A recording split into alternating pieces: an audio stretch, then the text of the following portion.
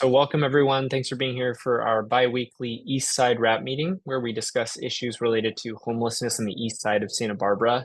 My name is Landon Rank, he, him. I'm the Associate Director with SB ACT. And I'm joined by our colleagues from the city of Santa Barbara, Barbara Anderson and Liz Stott. This is a partnership effort as a part of a broader South County coalition to address homelessness. We'll just start with a couple of date reminders because there's actually several events coming up that you all might be interested in. First is, I believe today is the East Side cleanup hosted by Path. I don't know if anybody from the Path team wants to share about this. Liz or Jonathan or anyone there. Liz stepped away for a second, so she might be better to speak to it. So Okay. maybe when she gets back, yeah. We'll come back to it, but that's today at 12:30, starting over at Path.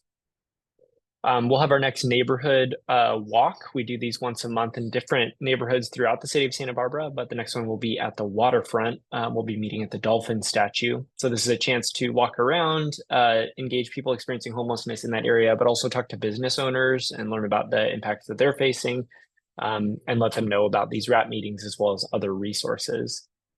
And then our next wrap meeting will be on Friday the 4th.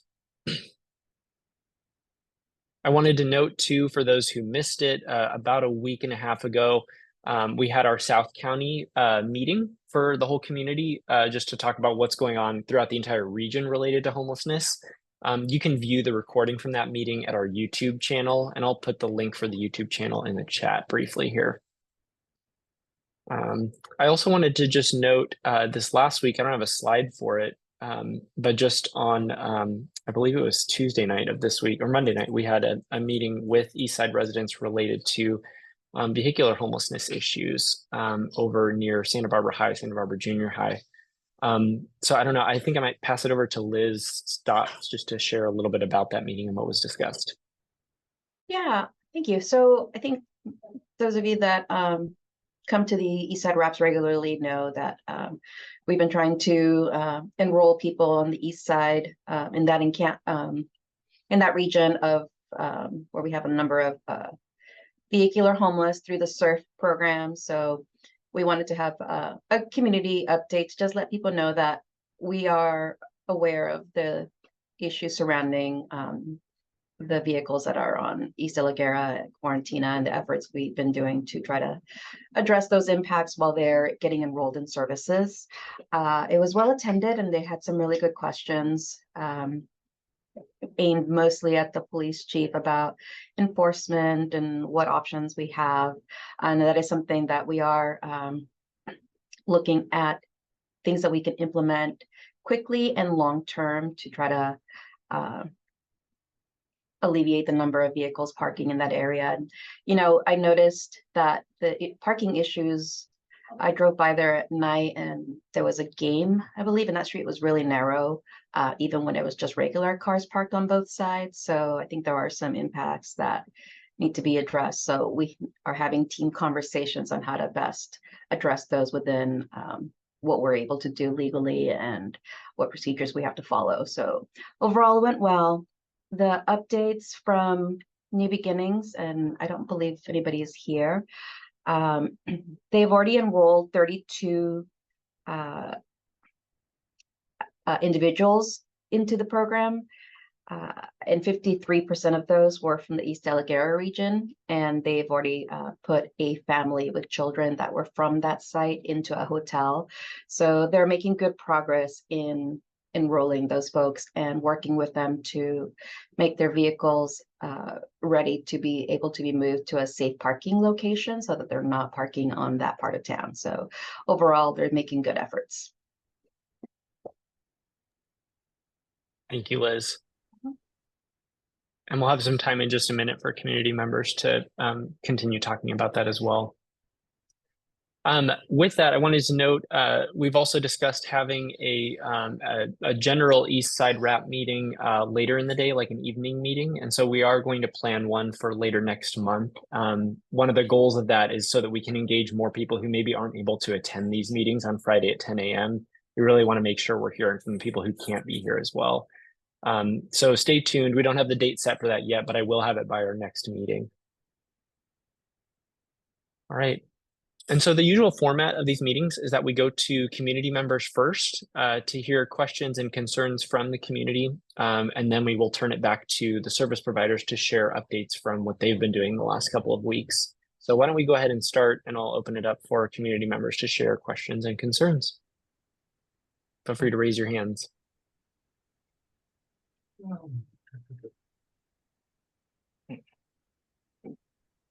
Yeah, Natalia.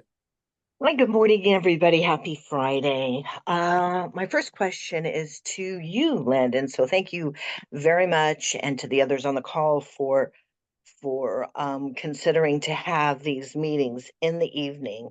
Will it be on Zoom, or will it actually be at a venue in the Eastside community? We haven't had a chance to discuss yet. I think I don't know, Barbara, if you have thoughts on this. My sense is that in order to get most of the service providers there and the city staff there, Zoom will likely be more feasible. Yeah. Okay.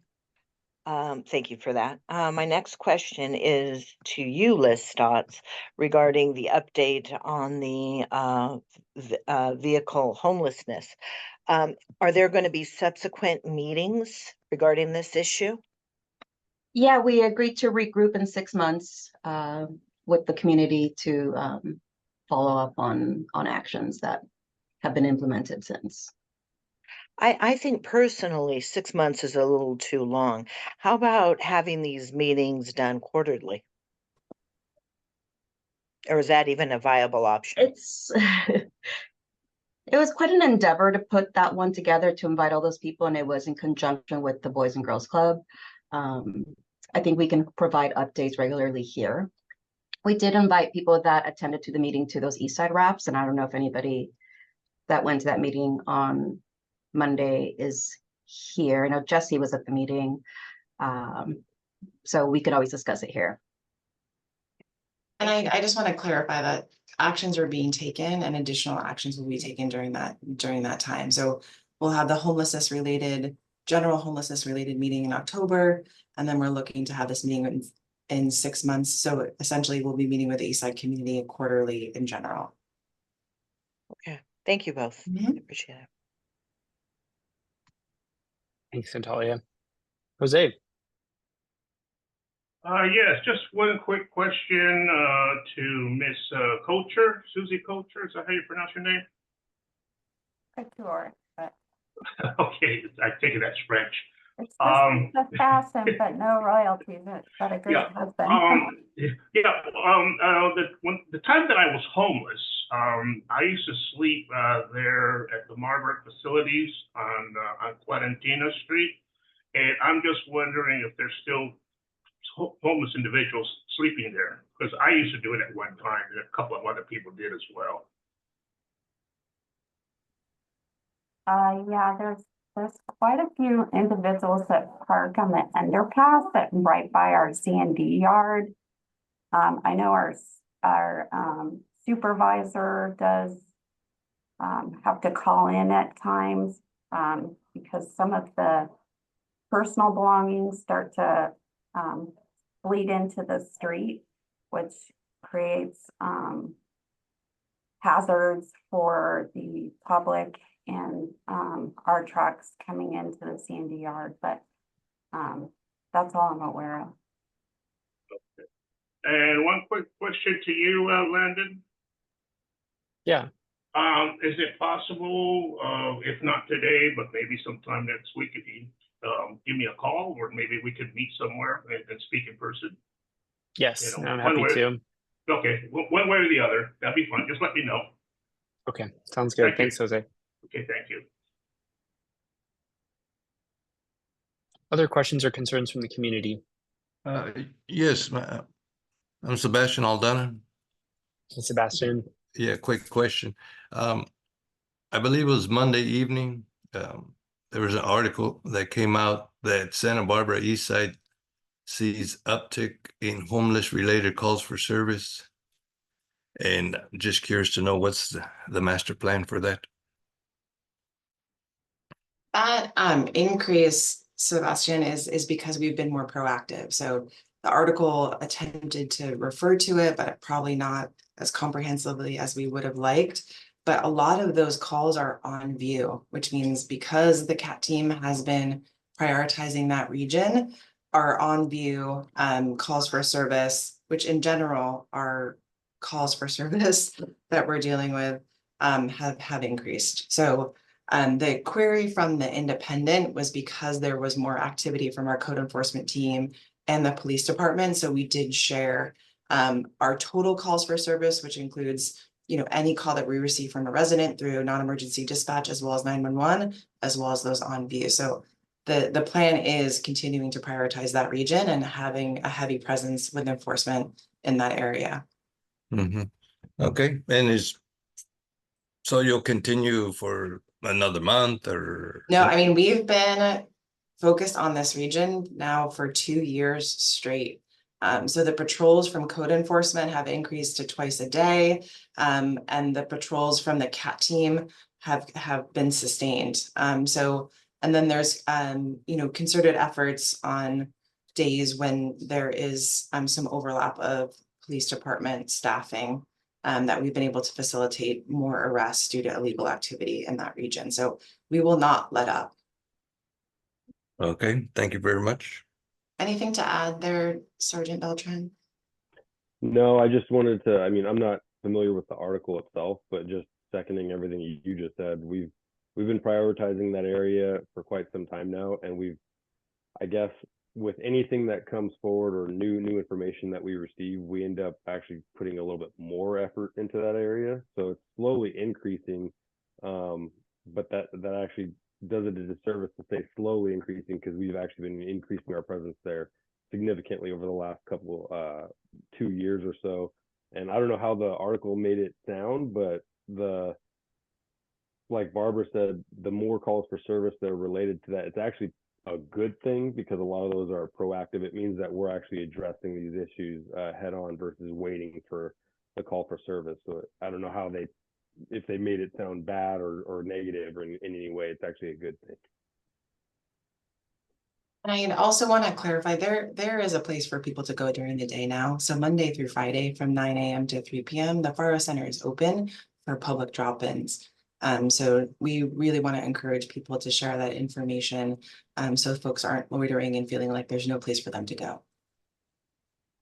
Yeah, and our officers also, our approach to it is we'll take enforcement when necessary, but we take kind of an approach where if we can refer people to services first, we'll try that approach. I actually have a lot of the cards from the Faro Center that I got from Landon. I've handed those out to officers, and officers are actually handing those out to people as well. So Absolutely.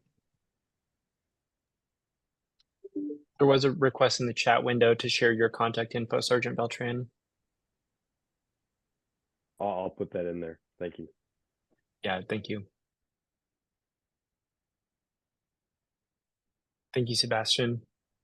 You're welcome. Other questions or concerns?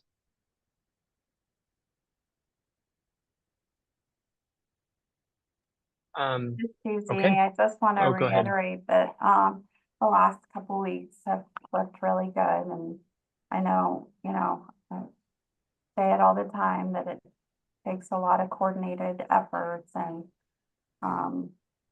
so we are appreciative, and I hope you all know that. So thank you. Thank you, Susie, for saying that.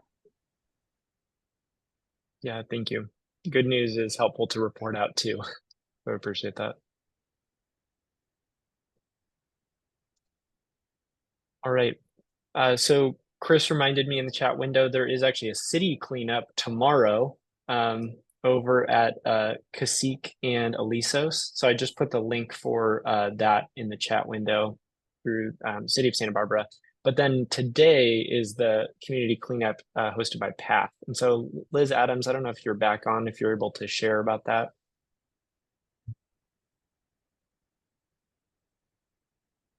It may not be for the moment. So we'll circle back, but that's today, 12:30 in front of PATH.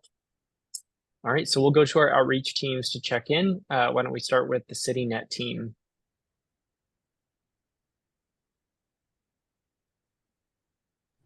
Hi, everyone. A Olivia, who usually gives this report, is actually on vacation. So I'm going to be doing the best I can with it. We are doing just our kind of standard patrols around the east side. We encountered a couple people there on Kimberly last Sunday, and one is actually interested in getting into shelter, and we're working with him on that. He's kind of sporadic about being where he's been, though. And there's a van over there as well that we haven't been able to contact the individual that's staying in it. That's about the most we've actually seen around the path area anyway. Casica's looked pretty clear to us and are going by. The park, we encountered one individual by the restrooms there who was kind of just passing through, offered services, and of course he was not interested in services. We told him about the Faro Center and gave him a card with the hours and things like that on it. And he was very extremely organized as far as the way he had his stuff packed and stuff like that, a bike with a trailer. There on East Beach in particular, there was a group there that was hanging out. We haven't noticed them this week. I think it's because the weather has been cooler, and so they're not kind of sitting on the grass out on East Beach there. Milpas, just our usual suspects on Milpas. And one of our guys that we see on Milpas and actually on State Street as well, kind of shaved his head, and we didn't recognize him at first. He looked so totally different until he talked to us, and then we figured out who it was. Yeah, it's been, I mean, we stay busy. We're always trying to develop rapport with these individuals that are resistant to service in particular. They'll sometimes it starts out they don't even want to talk to us, and then sooner or later they're saying hi, and then they're accepting some snacks from us, and we just keep moving forward and hoping that they'll decide that they want to get indoors or that they want services, and we can start moving them towards housing. And lots of different stories and seeing some new faces also. But a lot of kind of transits passing through that we see one day and we don't see them again. So Alondra, are you on? Yeah.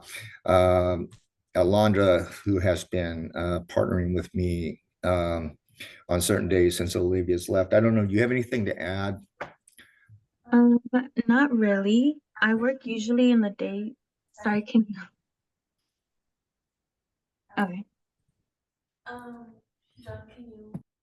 I think you cut out there, Alondra. Oh, maybe you were done. Sorry, no. I usually work throughout the day shift with my partner Karen. We haven't really noticed much on Cacique Street. It's been relatively clear.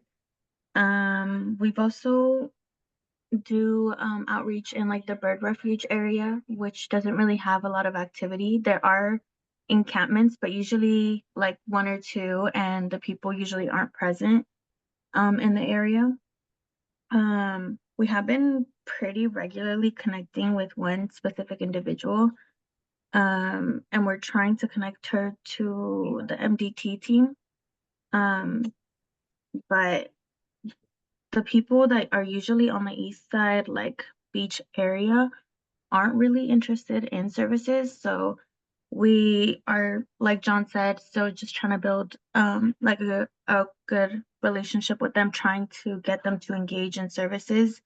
But we are distributing as many Faro Center cards as we can, just so we make it known that they have a place to go throughout the day for sure. And this is Al. Just to add on to that, one thing with our team that I haven't heard so far is that we do also provide transportation for these individuals. So if they are ready to go to the Faro Center at that time, Even if they're enrolled with us or not, we can have them sign a waiver for us so that they can at least be able to make that transport from wherever they may be on the east side to the Faro Center for the day and stuff like that. So that is one option that we are able to provide for them as well. That's great news. I wasn't aware of that. I got a quick question. Don't be calling, let them know we're like an Uber now, Landon. No, definitely not. No, I'm just not. Go ahead, Sebastian. Okay, as John mentioned that he does the standard patrols, can you define standard patrols? And then also on Milpas, the usual suspects, what approximately how many is there? Actually, there's one or two that we regularly see on Milpas, but these two individuals we often see on State Street as well, so we are engaged with them. Our standard patrols are,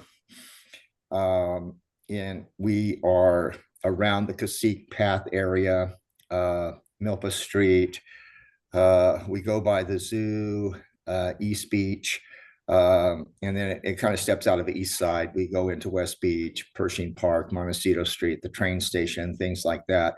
And when we are seeing individuals, we will normally engage with them unless it's like someone we are engaged with continually. Then, of course, we also have what we refer to as the State Street corridor, which is State Street and the surrounding blocks around it, the parking lots and those kind of things. Our job is primarily outreach and to get individuals involved in services, and to let them know, to me, it's just kind of, there's someone here that really cares, that we are aware of them, we are checking on them, we try to get to know their history a little bit. We know of hospital issues they've had, medical issues that are going on and things like that, things they need in order to move towards housing. And it's just relationships that we're developing, not just with the individuals that are unhoused, but also with the businesses on State Street and around State Street, that so they know that there are resources, that they're kind of not alone in dealing with these issues. So does that answer your question, Sebastian? Yes, it does. Thank you. And Sebastian, I want to clarify too that the city of Santa Barbara added the Lower East Side as a priority region to the night and weekend team. So John and Olivia work Thursday through Sunday. And so Lower East Side has been added to the downtown corridor and waterfront areas. Oh, that's exactly what I was going to say, Barbara, as well. And so like Alondra, as the team on the call heard, so Alondra and Karen, they're Monday through, well, they cover the Monday through Thursday, and then we have Thursday through Sunday coverage. But specifically what Barbara, we usually are out there. I let the team know like our consistent is on Saturdays for the East Side, but they're able to cover the area now, like Barbara said, because it's been added to their areas of coverage throughout the weekend. So they're able to be there Thursday, Friday, Saturday, Sunday, around the area as far as coverage, but we do put more emphasis on Saturdays to the East Side area, just so if you have any need anything specific. So please feel free on the weekends as well. If you don't reach out to John and Olivia, I'm available. And if you reach out for any community concerns on the weekends, and you get that to me, I'm able to get it to John and Olivia immediately. Got it. Thank you. No problem. I will pull up the actual phone numbers too for like the CityNet outreach hotline, and I'll put that up in just a second. But in the meantime, why don't we go ahead and go to Path to share updates? Hello, thank you. I was just gonna put in the chat to our outreach hotline phone number for anything during the week. Well, yeah, on the weekends, you can always call our phone number if it's something like in the immediate vicinity of Path. We have staff on site on the weekends who can go out and respond to anything that's right out front happening. And then weekdays, we have a larger team with our outreach email and phone number that can go support on like the larger East Side in general. So I'll put those in the chat. I also put in the chat, we have our community cleanup today, starting at 12:30. So if anybody wants to come and join us as we go out in the neighborhood, please do. We have all the supplies for you. Fun little pickers and bright vests to wear as we go out, and maps to make it easy. And other than that, we're still waiting on a start date for our outreach worker. So looking forward very much to the day that we can report what that start date is. Really hoping it will be soon. We do have we have all of our staff who go out ongoing to check in the neighborhood and help people connect to the Faro Center or connect to others for services, make reports to the city about graffiti, trash encampments, and all of that. And then we also have one of our staff who specifically is helping kind of temporarily fill the outreach specific role, as well as goes out with CityNet sometimes, goes out on our own sometimes to help with that work as well. And then yeah, we'll report back in the near future with our start date of our official outreach worker, and we'll introduce that person to you as soon as we can. Thank you, Liz. I did put the phone number for the CityNet outreach hotline in the chat window for weekends and evenings. Let's go to code enforcement. Brian. Yes, good morning, everyone. I'm filling in for Andrew as he's out on leave for a few weeks here. Yeah, we're seeing the same kind of areas of trouble, and I would say the hottest spot we deal with is on the east side, is kind of between Garden Street and Cesar Chavez on the railroad corridor there. Many individuals have taken up residence in that section.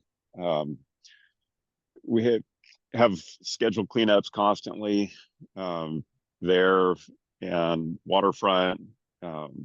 There's also on the zoo area by Sycamore Creek, numerous cleanups around that area. Just the general spots. Cacique has been pretty quiet, so not too much trash, not too much being abandoned property or anything. So yeah, we're just keeping along here, trying to keep everything as clean as possible. Thank you, Brian. Let's go to Sergeant Beltran. Yeah, thank you. Sorry if my voice is coming and going. I've been sick all week from my 3-year-old. We've been seeing a lot of the same things Brian was just talking about on the railroad tracks. Otherwise, I usually make it out during the week to see things myself. I didn't really make it out this week because, like I said, I missed some work because I was out sick.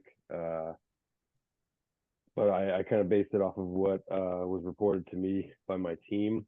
And it doesn't sound like much of anything has changed. Like everyone's already mentioned, Cacique has been looking pretty good, pretty clear for a few weeks now.